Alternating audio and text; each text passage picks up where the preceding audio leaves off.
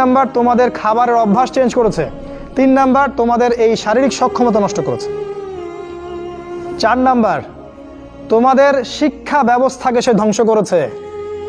কথাটা ভালো করে শোনো, তোমাদের শিক্ষা ব্যবস্থাকে তারা ধ্বংস করেছে। কিভাবে? তুমি 25 বছর এই সেকুলার লাইনে পড়াশোনা করবা, 25টা সূরা তুমি শিখতে পারবা না, ইম্পসিবল।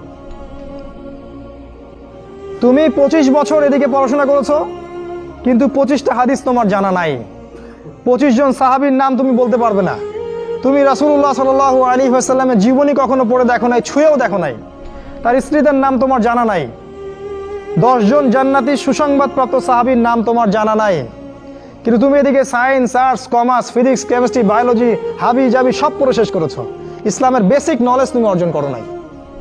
এটা ওদের চক্রান্ত ছিল, শিক্ষা ব্যবস্থা দিয়ে তোমাদেরকে ইসলাম থেকে সরিয়ে দেয়া, এবং তারা সেখানে 100% সফল।